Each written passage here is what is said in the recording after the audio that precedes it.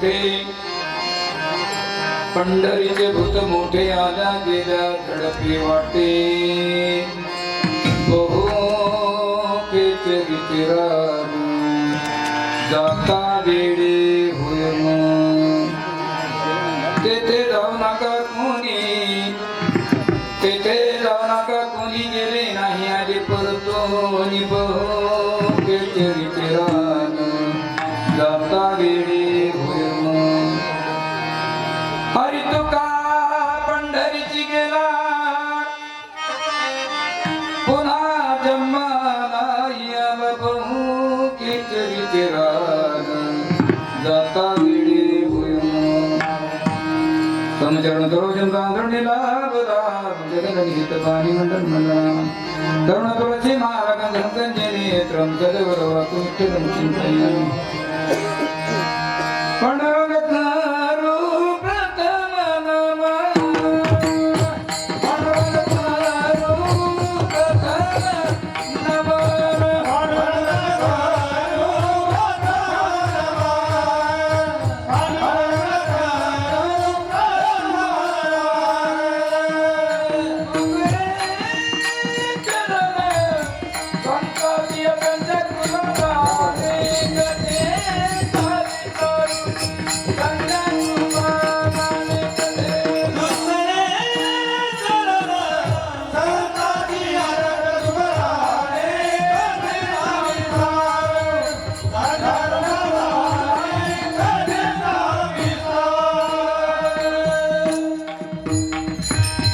पांडुरंगा करू प्रसन्न नमन दुसरे जण संतांची त्यांच्या कृपाने कधी विस्तार बाबाचे सद्गुरु दासू तुका ओम नमो ज्ञानेश्वरा करुणा करा तुझा अनुग्रह पावणे झाली चराचरी शरण शरण हनुमंता तुम्हाला काय सुटील्या त्या वाटामध्ये जावया तू पडला शरण शरण एक नाम शरण शरण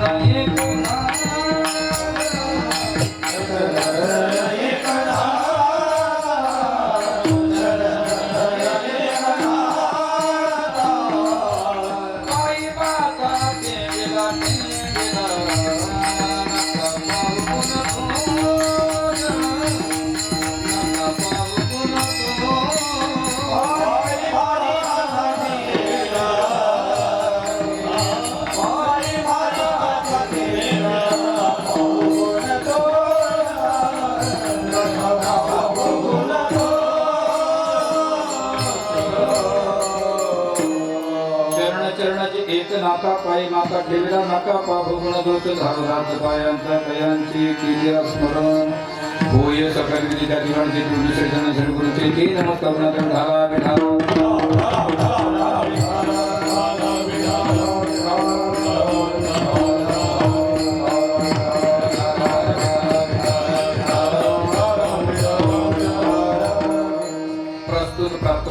सेवेकरिता निवडलेला अभंग जगत वंदनी महाराष्ट्र भूषण वैराग्याचे मूर्तिमंत पुतळे घेऊन हृदय सम्राट जगद्गुरु श्री संत तुकाराम महाराजांचा 4 चरणाचा अभंग आपल्या समोर सेवेकरिता निवडलेला आहे. अभंगाचं तात्पर्य थोडक्यात भावार्थ सांगायचा ठरला तर तो म्हणजे आता जगद्गुरु तुकोबा आजच्या अभंगामध्ये भगवंताला भूताची उपमा का देतात, काय साथ व्हायचंय तुकोबरायला. कारण या वस्तूची उपमा जर या वस्तूला द्यायची असली तर या वस्तूचा कोणता तरी कोणी या वस्तूचा असला पाहिजे, नाचता उपमा देता येत नाही. याचा अर्थ असा देव आणि भूत दोघांच्या कुठेतरी फणाचं सौम्य असल्याशिवाय जगद्गुरु तुकोबा देवाला भूत म्हणणारच नाही, हे मात्र निर्वादपणे सत्य आहे. विढाला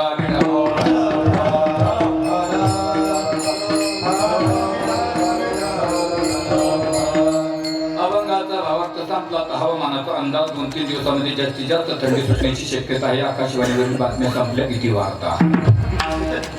आपलं सर्वांचं असणारं अधिष्ठान स्वांग चुकनवाशी केदाजी महाराज यांच्या पुण्यतिथीच्या निमित्ताने चालत असलेला अखंड हरिनाम सप्ताह अखिल कोटी ब्रह्मांडाने भगवंताची कृपा संतांचा आशीर्वाद जमलेले सर्व गुरुजन मंडळीचे सहकारी शिवेचायुक्त सर्वांचं दर्शन ज्यांच्या वेळेस शिवा प्राप्त पूर्ण गावकऱ्यांचं प्रेम टाळकऱ्यांचं प्रेम तळ्यातले खेळ्यातले मेळ्यातले टाळकरी वारकरी माळकरी समस्त ग्रामस्थ भजनी मंडळी गावकरी मंडळी महिला मंडळी पुरुष मंडळी वयोवृद्ध मंडळी तरुण मंडळी सर्वांच्या प्रयत्नाने चालत असलेला नाम सप्ताह आणि एका निस्वार्थपणे कार्य करणारी ही जी कार्यकारी मंडळी आहे यांच्या नावाने यांचा जोरदार टाळ्या वाजवा. आणि या कार्यक्रमाला अनुसरून तुमचा सर्वांचा योग आमचे अध्यक्ष साहेब पुंडलिक महाराज आणि बाबा सतत संपर्कात असतात. फक्त कीर्तनापुरता फोन नाही महाराजांचा, कीर्तन संपलं तरी मला वर्षातून 2-3 वेळेस महाराजांचा भाऊचा फोन असतो. आणि या ठिकाणी सर्वचे सर्व आता वडीलधारी मंडळी समोर बसलेली माता मातेची नतमस्तक होतो आणि वडिलांसारखी मंडळी टाळे घेऊन उभा आहे. या ठिकाणी आपले कायम स्वरूपी परमार्थ प्रेमी आमचे परशुरामजी महाराज पुरटकर, आपली सर्वांची म्हणजे विनेकरी, सर्वांना माझे माहीत आहे. मला सांगण्याचं काही जास्त म्हणून त्याचा वेळ घेतणार मी, कारण वेळेच्याच कार्यक्रम संपवायचा आहे आपल्याला. पण ही जी मेन माणसं आहे महाराज, पूर्ण आयुष्य परमार्थामध्ये वाहून घेतलेली माणसं आहे. तशी या कार्यक्रमात हे जे ट्रस्ट आहे महाराज, ट्रस्टी जरी नाहीये पण गावकऱ्यांनी हे उभा केलेला आहे. या कार्यक्रमामध्ये सर्व अध्यक्ष, उपाध्यक्ष, सचिव, कोषाध्यक्ष, अर्थसहाय्य यांच्याकडे असेल हे निस्वार्थपणे सेवा करणारी मंडळी आणि यांना मी धन्यवाद देतो. मला वाटतं किती वर्षापासून कार्यक्रम चालू असणार आता? 19 वर्षे. 12 वर्षे पूर्ण झाले की एक तप होत असतो बाबा, एक तप. आणि 2 तप एकच झाले किती झाले? 12 × 2 = 24. पण 24 वर्षामध्ये 1 वर्षाचा क्षय होत असतो तिथीचा, बरोबर आहे. मग त्याच्यात 1 वर्ष टाकावं लागतं आपल्याला. म्हणजे 25 वर्षाला काय म्हणतात? रौप्य महोत्सव. आणि 12 चोक 48, 4 तापामध्ये 2 वर्ष टाकावं लागतात. 50ला काय म्हणतात? सुवर्ण महोत्सव. आणि 5 सकून 72 त्याच्यामध्ये 3 वर्ष टाकावं लागतात. 75ला काय म्हणतात? अमृत महोत्सव. आणि 12-8 तापामध्ये 4 वर्ष टाकावं लागतात. त्याला काय म्हणतात? शत अब्दी. शत म्हणजे 100 अब्दी म्हणजे वर्षे. तुमच्या सर्वांच्या सहकार्याने, गावकऱ्यांच्या सहकार्याने आणि एक टाळकरी वृंदाच्या म्हणजे वारकऱ्यांच्या सर्वांच्या सहकार्याने केदारजी महाराजांचा तुमच्या समोर पुण्यतिथी हा शताब्दी वर्षे साजरा व्हावा अशी भगवंताच्या चरणी प्रार्थना आहे. विठाला विठाला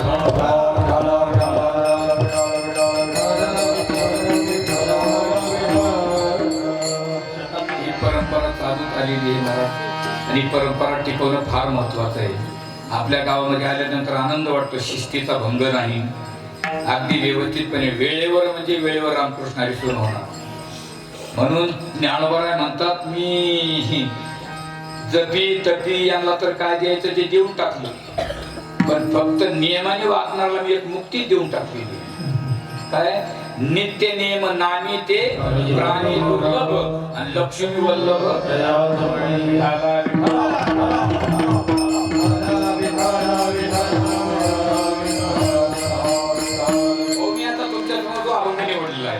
कारण अभंगामध्ये षडलिंग असतात, उपक्रम, उपसंहार, अभ्यास, अपूर्वादी आणि अनुबंध चतुष्ट असतात. अनुबंध चतुष्ट म्हणजे अधिकार, विषय, प्रयोजन आणि संबंध या 4 गोष्टी सुटल्या पाहिजे.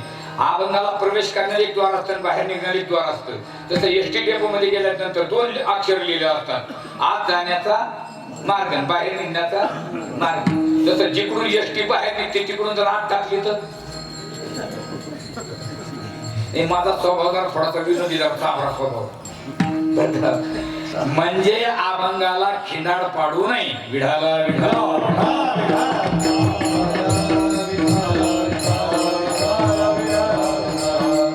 माफ करा, सर्वांना माहिती आहे माझा स्वभाव जरा थोडासा. दृष्टांत हा सिद्धांताची प्राप्ती करण्यासाठी असतो आणि सिद्धांत पदरात पडला की दृष्टांताचा निषेध करायचा हा शास्त्राचा नियम. दृष्टांताच्या पाठीमागं कोणी जायचं नाही, कारण हे रेडीमेड दुकान असतं, कदाचित कोणाला तरी शर्ट येऊ शकतो. बरोबर की नाही? तुमचं काय म्हणणं आहे? बरोबर की नाही? ते टोपीवाले बाबा, ते उपकरण बाबा, तुम्ही यायचं, तुम्ही हाती पाठीमागची हे उपकरण गुंडाळलेली पांढरी पांढरी पांढरी तुम्ही आम्ही माणसं पाहून निवडून घेतो. आम्हाला एक माणूस निवड लागतो, त्याशिवाय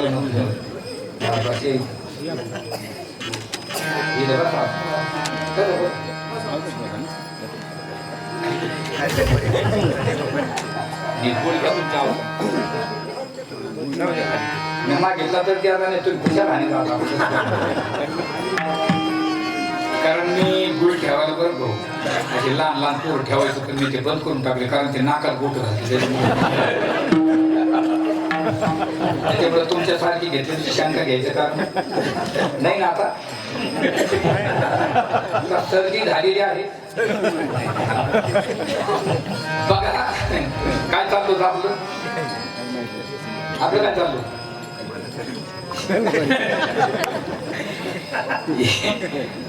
हे बघा, या वस्तूची उपमा जर या वस्तूला द्यायची असेल तर या वस्तूचा कोणता तरी गुण या वस्तूचा असला पाहिजे, नाश्ता उपमा देता येत नाही. आता तुम्हाला थोडक्यात एक दृष्टांत देतो बघा.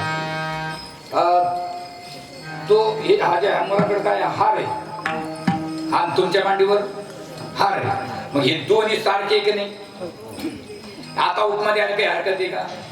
म्हणजे या हारातला भाव त्या हारात आहे, त्या हारातला भाव या हारात आहे, म्हणून याला वस्तुनिष्ठ वर्णन असं म्हणतात. तुम्ही थोडस मागल्या जागा द्या ना, माग पाठी मागे जायला जागा द्या. तुम्ही वाटत रस्त्यात नाही बसून. ज्यांना तुम्हाला मागे जायचं नसेल त्यांनी रस्ता ठेवा, म्हणजे पाठी मागच्या जाता येईल. तुम्ही रस्त्यात पॅक करून टाका, ते मावळे जातील. विढाला विढाला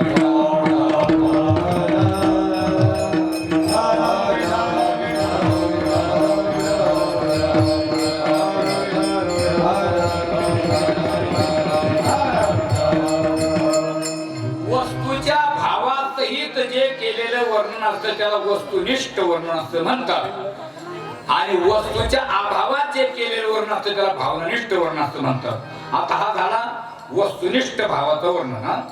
आणि हा हार आणि हा मोबाईल सारखा आहे का, याला भावनानिष्ठ वर्णन म्हणतात. वर्णनाचे दोन प्रकार बरं भाऊ, माझ्याकडे पाहतो. वर्णनाचे नाही, त्याचे वर्णाचे दोन आहेत ना, एक आंधळ आणि डोळस. आंधळ वर्ण म्हणजे घट्ट जिथं टाकलं तिथंच बसत, आणि डोळस वर्ण म्हणजे वाढेकऱ्याच्या पुढं पळत, त्याला चपाळ वर्ण त्याला आपण म्हणतो. वर्णनाचे दोन प्रकार. चपाळ वर्ण आमच्या मराठीमध्ये मराठवाड्यात समजा मी एका गावात पाहुणा होऊन गेलो बरोबर, तुम्ही म्हणता तूच जात असतो का, आम्ही का जात नाही.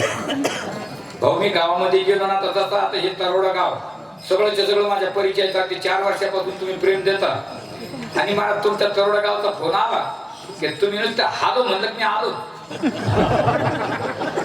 मी काय विचारत नाही, काय नाही जेपर्यंत प्रेम आहे. आता पुढच्या वर्षी कोण मरत कोण जगत आपल्या दोघात हे म्हणतात ते तुझा आहे मला राहू दे ना. पूर्ण गाव माझ्या परिचयाचा ना. मग आता मी बाबाचा समजा केदाजी महाराजांचा हा जो वाटा आहे, या वाट्यावर मी जाऊन बसलो. मग गावातला एक माणूस माझ्याकडे आला, मला जय हरी महाराज, मला जय हरी कसं चाललं मजा येते, पाऊस पाणी मला बरं आहे. आमच्या दोघांची चर्चा सुरू झाली, आणि आमच्या दोघांची चर्चा सुरू असताना रस्त्याने एक माणूस चालला होता, पण तो काय माझ्या परिचयाचा नव्हता. मग मी विचार केला सगळा गाव परिचयाचा, हा एकटाच अपरिचित. मला याला विचारावं लागलं ना, या म्हणजे मला भावाचे वर्णन सांगायचे तुम्हाला. मला याला विचारावं लागलं हा जो माणूस चालला तो कोण आहे. ते म्हणले काय सांगावं महाराज. म्हणलं का, अहो तो देव माणूस आहे. कोण आहे, देव माणूस आहे. पारेगरी बाबा, विनेगरी बाबा. मला आनंद वाटला, मला काय गोरूप मध्ये लिहिला तुम्ही देवाची. म्हणजे मला गावात कोणत्याही माणसाला विचारा, मलाच नाही कोणाला विचारा, त्याला देवाचीच उपमा दिलेली, कारण माणूस देवाचा. आनंद वाटला. त्याच्या पलीकडे चालला, मला तो कोण आहे, म्हणजे त्याचं नका नाव घेऊ. म्हणलं का, तो बैल आहे. आता खरं सांगा, माणूस बैल होईल का, नाही. बरं याला देवाची उपमा कोणी दिली,